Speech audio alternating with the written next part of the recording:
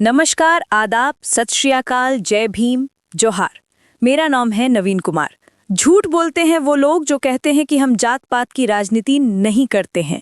अगर नहीं करते तो बिहार में उनका कोई काम नहीं है। सच ये है कि ऐसे प्रवासी राजनीतिज्ञ बिहार को, उत्तर प्रदेश को, मध्य प्रदेश को, राजस्थान को रत्ती भर भी नहीं समझते हैं। वो बिहार के हो ही नहीं सकते। बिहार में जात पात की राजनीति ही चाहिए। बिना जात पात की राजनीति के बिहार का भला हो ही नहीं सकता। जो कहते हैं कि जात पात से ऊपर उठकर वोट कीजिए, वो बिहार की जनता के साथ सबसे बड़ा फरेब करते हैं।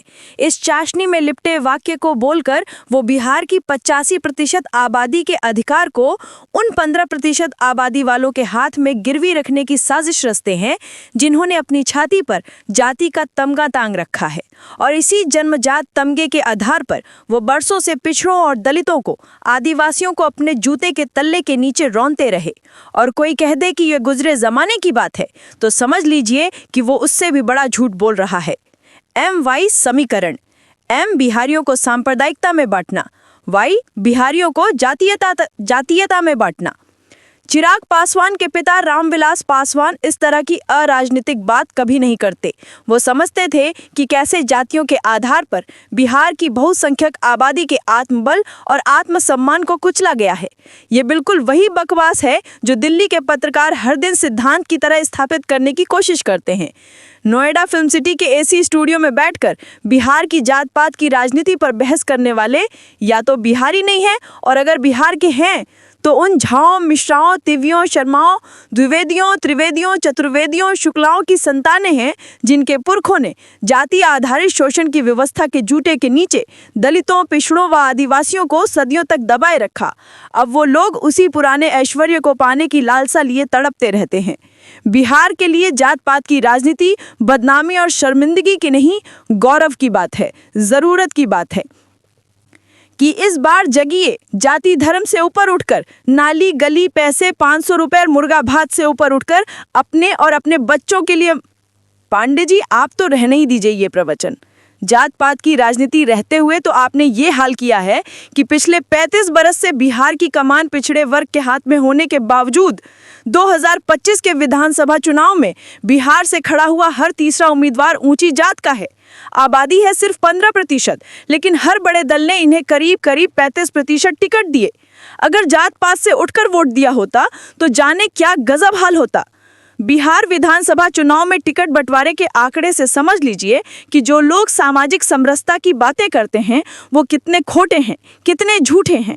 बीजेपी ने 101 उम्मीदवारों में से 49 उम्मीदवार ऊंची जाति वालों को बनाया है, यानी 15% की आबादी वाले समुदाय को सीधे सीधे आधी सीटें बांट दी। 21 राजपूतों को टिकट दिया है, भूमिहाल जाति से 16 उम्मीदवार हैं, ब्राह्मणों को 11 और कायस्थ जाति को भी 1 टिकट दिया है।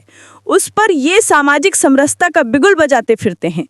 कर्पूरी ठाकुर को यशोगान गाते हैं।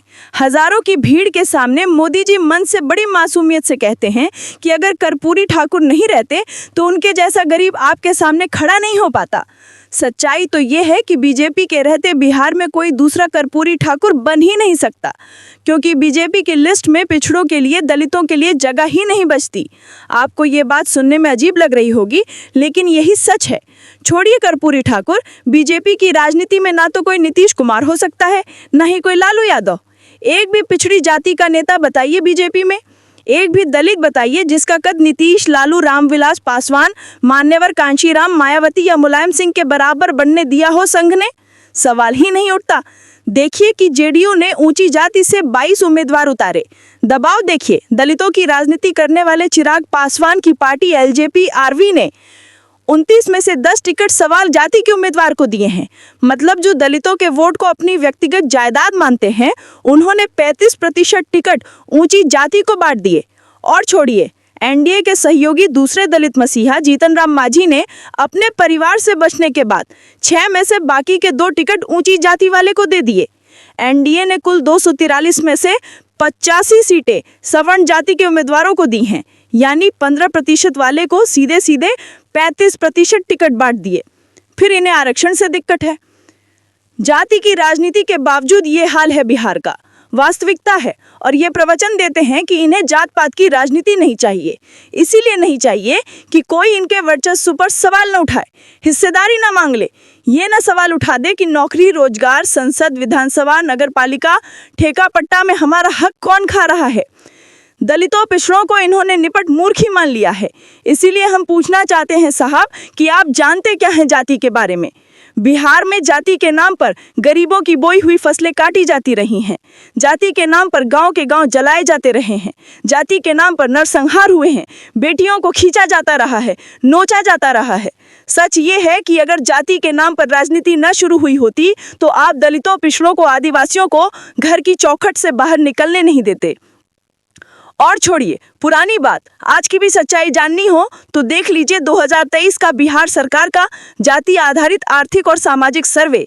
बिहार में दलितों की आबादी है करीब 20%, लेकिन सरकारी नौकरियों में हिस्सेदारी जानते हैं कितनी है? 1.13%।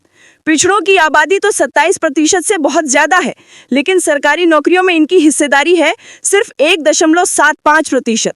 और महीन तरीके से समझें तो यादवों की आबादी है 14.27%, लेकिन सरकारी नौकरियों में हिस्सेदारी सिर्फ 1.55%। कुशवाहा की आबादी है 4.2%, लेकिन सरकारी नौकरी में बमुश्किल 2%, आधा। मल्लाहों की आबादी 2.6%, लेकिन सरकारी नौकरी में मुश्किल से 0.4%। दलितों में दुसाधों की आबादी है लगभग 5.5%, लेकिन सरकारी नौकरी में है केवल 1.4%। अब दूसरी तरफ जाति के विरोध करने वालों को देख लीजिए और समझिए वो क्यों इसका विरोध करते हैं। भूमिहार जाति की आबादी है 2.86% मात्र, लेकिन सरकारी नौकरियों में हिस्सेदारी है 5%, यानी करीब करीब दुगना। कायस्थों की आबादी तो 0.6% है, मतलब बमुश्किल आधा, लेकिन सरकारी नौकरियों में हिस्सेदारी है 6.68%, मतलब 10 गुने से भी ज्यादा। जाति की राजनीति से ये हिसाब किताब सामने आया है। अगर जाति की राजनीति करने वालों ने जोर ना लगाया होता तो ये हकमारी समझ में ही नहीं आती। नरेंद्र मोदी की सरकार तो कोर्ट में जाकर लिख कर दे आई थी ना कि हम इसके खिलाफ हैं। जाति वालों ने डंडा दिखाया तो एफिडेविट वापस ले लिया। डर के मारे कास्ट सेंसस का ऐलान कर तो दिया बीजेपी ने, लेकिन आज साल भर होने को है, शुरू तक नहीं हुआ। और ये लोग बात करते हैं जाति की राजनीति नहीं होनी चाहिए। हम भी हमारी समीकरण की बात करते हैं, पर हमारे एम में देश के नहीं दुनिया के आधी आबादी का प्रतिनिधित्व करने वाली महिला शक्ति है। तो वाई में बिहार की ही नहीं देश की सबसे बड़ी आबादी युवा शक्ति है। इस एम-वाई समीकरण के साथ हम लोग आगे बढ़ना चाहते हैं। ये सीधी सीधी होशियारी है। सवाल है कि किस तबके का युवा आगे बढ़ेगा और किस तबके की बेटियां आगे बढ़ेंगी। और इसी सवाल के जवाब के लिए खुलकर होनी चाहिए जाति की राजनीति। केवल इसी से दलित, पिछड़े, आदिवासी समान भागीदारी की कल्पना और कामना कर सकते हैं, जो अभी तक नहीं मिली है। स्थानीय दलों का जन्म ही जात पात की राजनीति से हुआ है, और अगर ये दल नहीं आए होते तो राजनीति में दलितों और पिछड़ों को हिस्सेदारी भी नहीं मिलती। लालू यादव नहीं होते तो कहाँ से मिलता पिछड़ों को वो आवाज़ जो आज उन्हें हासिल है। कांशीराम नहीं होते तो दलितों को वो हक कहाँ से मिलता जो आज उन्हें मिल रहा है। मुलायम सिंह नहीं होते, रामविलास पासवान नहीं होते, कहाँ से हक मिलता। और ये भी सच है कि अस्मिता की राजनीति करने वाले जिस किसी भी दल ने जात पात की राजनीति छोड़ी, उसका बांटाधार हो गया। यूपी में मायावती जब तक बहुजन की राजनीति करती रही, कोई उन्हें चुनौती नहीं दे सका। लेकिन जैसे ही उन्होंने सतीश मिश्रा के संपर्क में आकर बहुजन को तिलांजलि दे सर्वजन की राजनीति शुरू की, बीएसपी का ग्राफ उसी दिन से गिरने लगा। बिहार में जीतन राम मांझी जब तक दलित आवाज बनकर छाए रहे, उनकी राजनीति में धार बनी रही।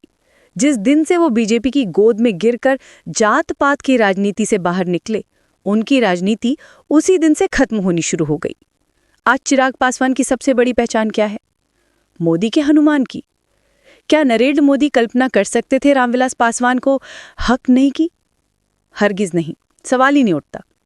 तो जिसको ऊंची जात वाले जात पात की राजनीति कह के बदनाम करते हैं, दरअसल वही दलितों और पिछड़ों की वास्तविक जमीन है, ठोस और टिकाऊ। उसी पर खड़े होकर वह सत्ता में बने रहने का सपना देख सकते हैं, आत्मसम्मान और शक्ति की कामना कर सकते हैं। सावधानी हटी नहीं कि दुर्घटना घटी। इस वीडियो में इतना ही, लेकिन अगर आपने आर्टिकल 19 इंडिया को अब तक सब्सक्राइब नहीं किया है तो फौरन कर दीजिए। बेल आइकन दबाइए, घंटी जैसी आकृति, लाइक कीजिए और कमेंट करके बताइए